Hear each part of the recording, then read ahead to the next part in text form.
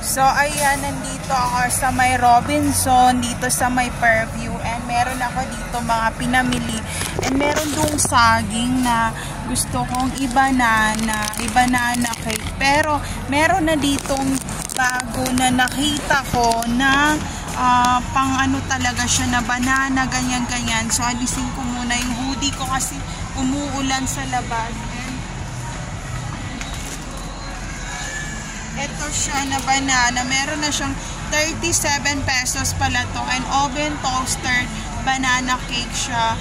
But you need to bake first this one or before you ano. Nandiyan naman 3 tablespoons of oil, 1 egg, 1/4 cup water, and 2-piece ripe banana masted, and 1 pack of this Maya oven toaster banana cake mix.